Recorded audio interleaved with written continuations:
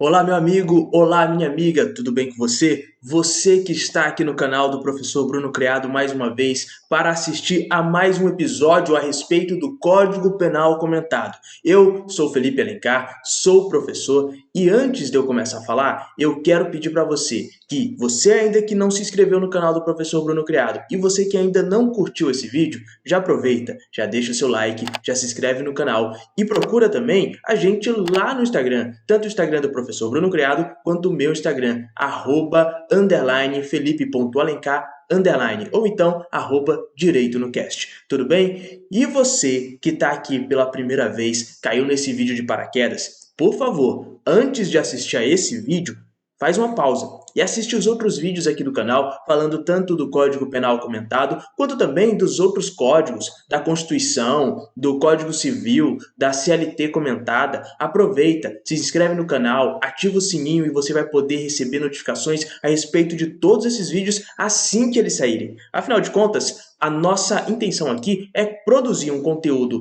simples, didático, para que você mate a sua dúvida rapidamente. Eu irei trabalhar nesse episódio sobre os artigos 26 e 27 do Código Penal, tudo bem? E aquilo que eu já falei, pode ir lá no Instagram, pode me seguir, aproveita para também acessar o meu podcast, o Direito no Cast. Você pode tanto seguir lá no Instagram, através do @Direito no Cast, como também você pode acessá-lo através desse QR Code que está aí na tela. Então eu levantei um pouquinho aqui para você poder estar sinalizando, estar fazendo a leitura do QR Code.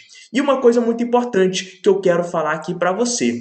Você, meu amigo, você, minha amiga, que está aqui assistindo a esse episódio, antes de você acompanhar tudo, manda uma mensagem para mim lá no Instagram, tanto no @Direito no Cast, quanto no @Felipe.alencar_ e pede para mim esse material.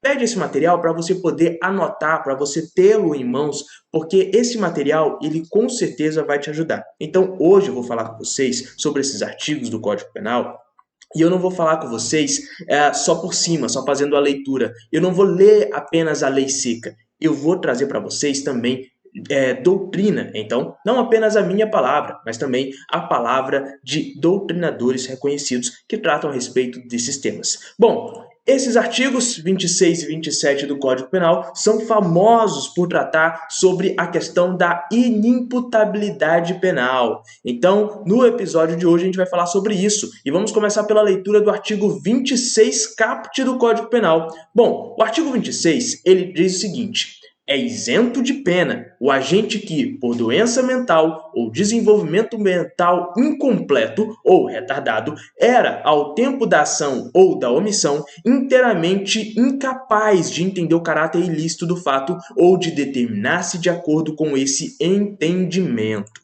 Bom, meu amigo, veja só. O que o caput está trazendo para a gente aqui é uma hipótese de exclusão da punibilidade, porque o agente fica isento de pena. E a gente vai entender melhor quais são os requisitos, as características para poder haver essa exclusão da punibilidade. Mas antes de continuar, eu quero só ressaltar para vocês um artigo que eu escrevi quando eu estava no primeiro ano da graduação. Esse artigo aqui que está disponível lá no Juiz Brasil. Síndrome do duplo Y. Como a falta de perícia pode levar à injustiça no âmbito criminal. Bom, você pode digitar esse link aqui no seu navegador para você poder acessar e ler o artigo, ou pesquisar pelo nome completo aqui do artigo e colocar na frente o meu nome, Felipe Alencar, e você vai poder estar acessando.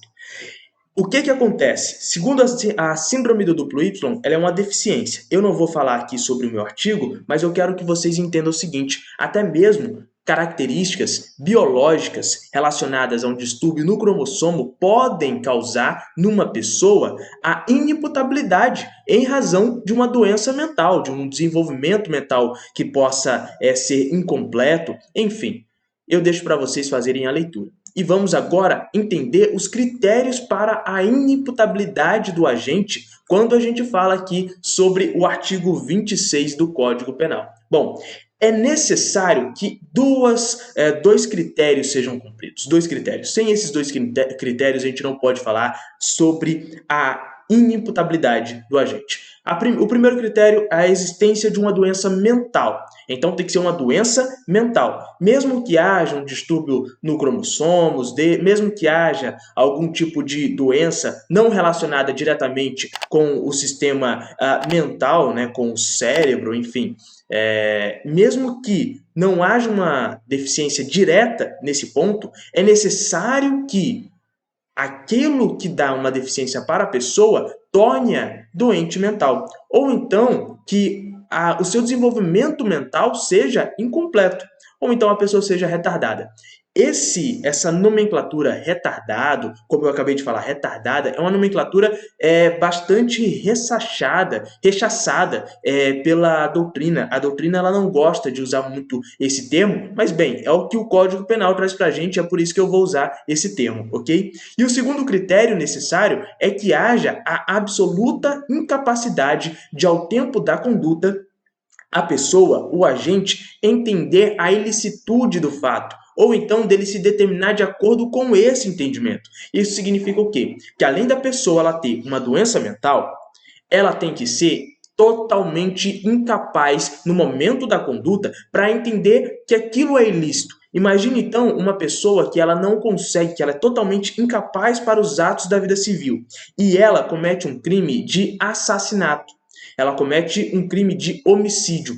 Só que ela não entende que matar alguém é ilícito. Ela não consegue se determinar, ela não consegue determinar a ilicitude, ela não consegue entender a ilicitude do fato e não consegue se determinar que aquilo que ele está fazendo é uma causa que é uma conduta que vai tirar a vida de alguém. Imagine, por exemplo, uma pessoa que com a doença mental, numa brincadeira com uma criança, ele não entende que, por exemplo, jogar a criança de cima de uma mesa vai fazer com que essa criança morra ao cair no chão. Ele não consegue determinar as consequências das suas ações. Então, comprovado isso por meio de perícia, por meio de todo um sistema técnico que a justiça utiliza para poder chegar a essa conclusão da doença mental ou do desenvolvimento mental incompleto, então haverá a inimputabilidade do agente. Mas vejam, esses dois critérios têm que existir. Tem que existir uma doença mental, um desenvolvimento mental incompleto, um retardo mental e a absoluta incapacidade do agente entender a ilicitude do fato e de determinar-se de acordo com esse entendimento. Tudo bem? Veja só o que diz o nosso querido doutrinador Rogério Greco. Rogério Greco, quando ele fala sobre esse assunto no seu livro Curso de Direito Penal, Parte Geral, volume 1, na sua 19ª edição, que foi produzida pela editora Niterói, editora Ímpetus, em 2017, ele diz o seguinte: isso significa que o Código Penal, pelo seu artigo 26 caput, adotou o critério biopsicológico para a aferição da inimputabilidade do agente. O critério biológico, portanto, reside na aferição da doença mental ou no desenvolvimento mental incompleto ou retardado. Contudo, mesmo que comprovado ainda, não será suficiente a fim de conduzir à situação de inimputabilidade. Será preciso verificar se o agente era, ao tempo da ação ou da omissão, inteiramente incapaz de entender o caráter ilícito do fato ou de determinar-se de acordo com esse entendimento. E aqui é o critério psicológico. O que isso quer dizer, meu amigo? O que isso quer dizer, minha amiga? Veja só, é muito capaz que a pessoa tenha doença mental, só que ela entenda a ilicitude do fato. É uma pessoa que pode ser até interditada, pode já ter corrido um processo que a interditou, que declarou que ela é incapaz de exercer, por exemplo, os atos da vida civil. Porém, essa pessoa, mesmo com esse problema mental, mesmo com essa incapacidade, ela ainda é capaz de entender que jogar uma criança de cima de uma mesa pode causar o fim da vida daquela criança, pode matá-la, entendem? Então, é necessário o critério biológico, ou seja, que haja a doença, e há também a questão psicológica, como deixou claro aqui o Rogério Greco, esse caráter psicológico que vai ter relação justamente com o fato da pessoa entender a ilicitude do fato e também de determinar toda a situação, ok? Para o próximo slide, a gente já vai falar a respeito do seguinte: quais são as consequências, então, houve o processo criminal, declarou-se então que aquela pessoa, melhor, a perícia identificou que aquela pessoa ela é inimputável por conta de uma doença mental, e agora, o que será feito? Qual é a consequência de tudo isso? Tudo isso vai levá-la para a cadeia? Bom, meus amigos, ao acontecer isso, o que vai acontecer é que essa pessoa ela vai ser julgada e será até mesmo, vai ser averiguada toda a questão da culpabilidade dela, porém, a gente vai falar que essa pessoa não pode ser punida e por isso ela vai ser inimputável. E essa inimputabilidade dela vai ser reconhecida por meio de uma sentença que nós vamos chamar de sentença impropriamente absolutória. Isso porque, segundo os termos do artigo 386 do Código de Processo Penal, lá no seu inciso 6, diz que o juiz absolverá o réu, mencionando a causa, na parte dispositória, desde que reconheça. Daí lá no inciso 6 diz o seguinte: existirem circunstâncias que excluam o crime ou isentem o réu de pena. E, entre parênteses, quais são os artigos que dizem isso no Código Penal? E lá está o artigo 26. Tá bom, pessoal? Então, a ideia aqui é que essa pessoa ela vai ser inocentada, ela vai ser, o melhor, absolvida. Ela vai ser absolvida de cumprir pena.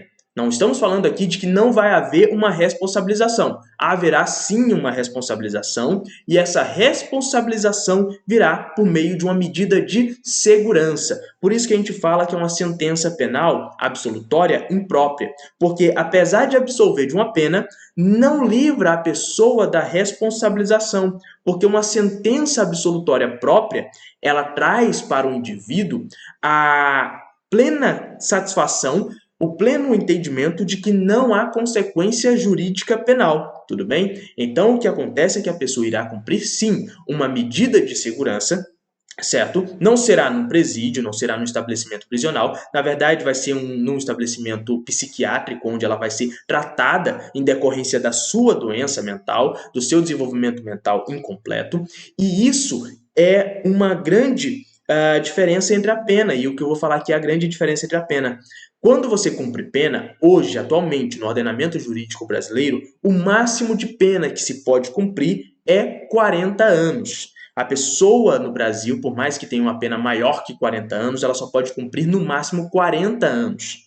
Já no caso da doença mental, a pessoa não vai ficar em medida de segurança só por 40 anos. Essa pessoa vai ficar até que cesse a doença mental. Entendem? Então, isso pode durar 40 anos? Pode durar 40 anos. Pode durar 50 anos? Pode durar 50 anos. Então, é a única forma, vamos dizer assim, de haver uma decisão, uma prisão com caráter perpétuo, já que vai levar a necessidade para que cesse a medida de segurança é que a pessoa ela seja curada, que ela tenha as suas faculdades mentais restabelecidas, tudo bem? E claro, como o que depende é esse restabelecimento das suas faculdades mentais, é muito provável que se essa pessoa, por exemplo, em 3, 4 meses de cumprimento de medida de segurança, ela, com os cuidados médicos adequados, ela recobre as suas faculdades mentais, ela volte à sanidade, ou então ela de repente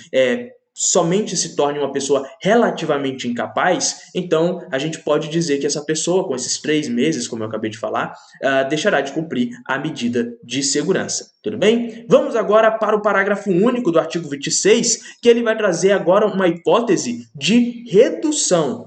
O parágrafo único vai dizer o seguinte: a pena pode ser reduzida de 1 a 2 terços se o agente, em virtude de perturbação de saúde mental ou por desenvolvimento mental incompleto ou retardado, não era inteiramente capaz de entender o caráter ilícito do fato ou de determinar-se de acordo com esse entendimento.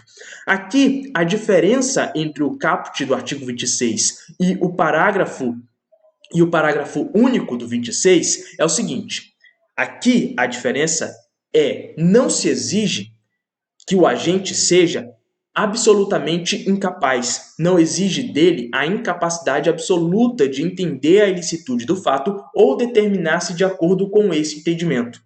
Aqui, busca-se apenas a incapacidade relativa. Então, uma pessoa que, relativamente incapaz, porque ela tem uma doença mental, na verdade ela tem um distúrbio mental, como é escolhido aqui a terminologia pela redação do artigo 26, parágrafo único, né?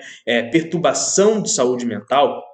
Se o agente, em decorrência dessa perturbação de saúde mental, ele comete um crime, ele não será isento de pena. Isso porque aqui ele não é um doente mental, ele não é inteiramente incapaz, ele é relativamente incapaz. E isso dá a ele, a justiça, a lei, o Código Penal reconhece que essa pessoa, ela, claro, pode cumprir pena como uma pessoa que tem as faculdades mentais perfeitas, porque essa pessoa, afinal de contas, não tem as faculdades mentais perfeitas. Então, essa pessoa, ela terá uma redução. E essa redução vai ser qual redução? Essa redução será na ordem de 1 a 2 terços. Então, embora seja reconhecida a incapacidade relativa, haverá aqui não uma sentença imprópria. Será uma sentença condenatória própria, entendem? Será uma sentença condenatória própria que fixará uma pena e seu regime inicial.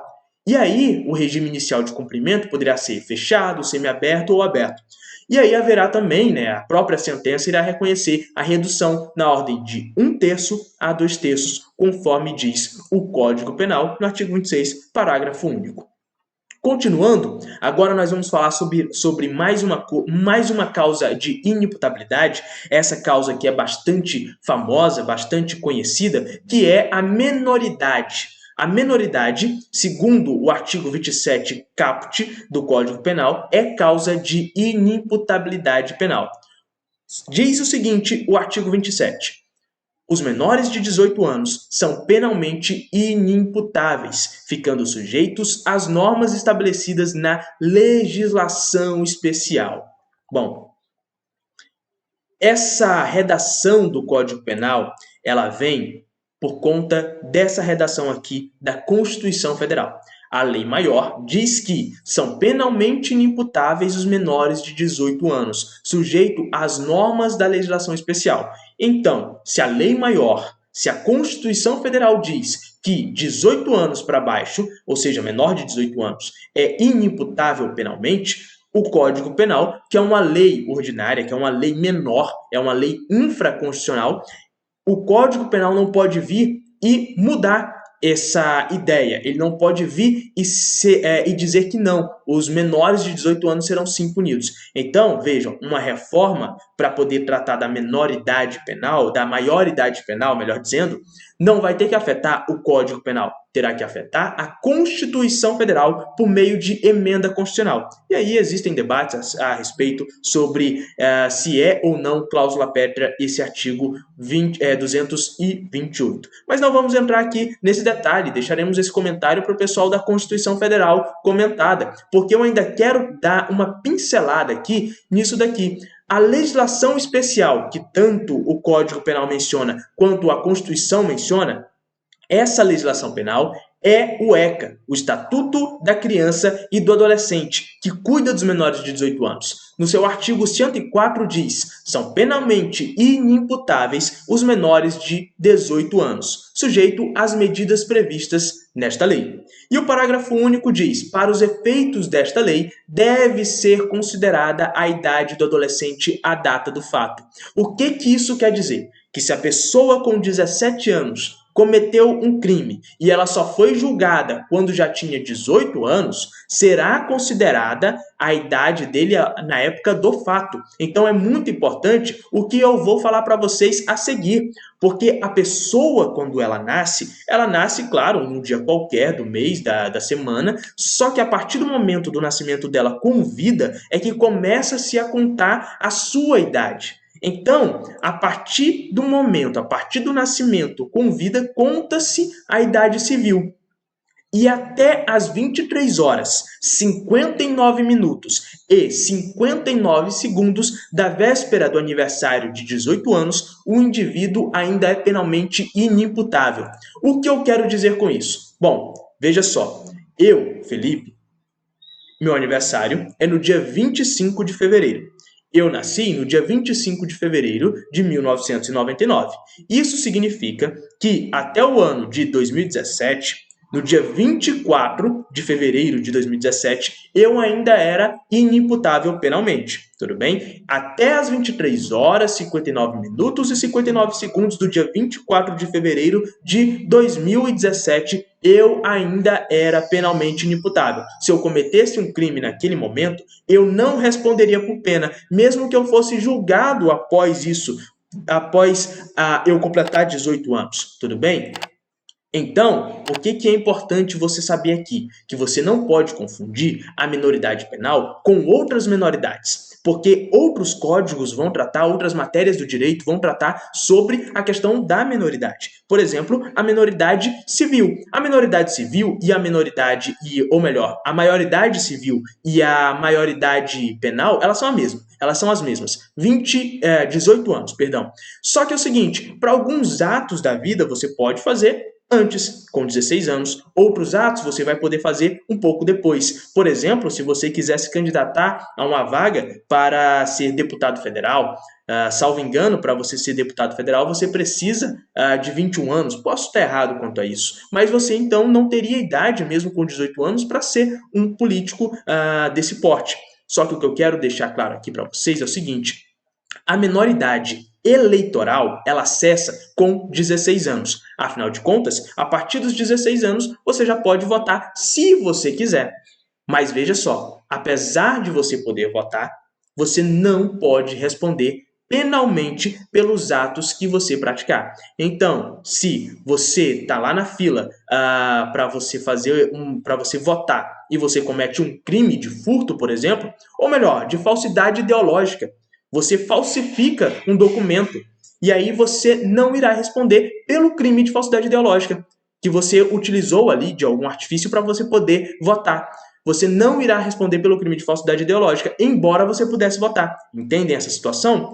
E a inimputabilidade penal, ela vai cessar, obviamente, quando você completar 18 anos de idade. Ela cessa aos 18 anos. Porém, salvo os casos previstos em lei, como os casos que a gente viu no artigo 26 caput, ela irá continuar. Mas, claro, a gente está falando aqui da inimputabilidade penal e não da menoridade, não da menoridade penal.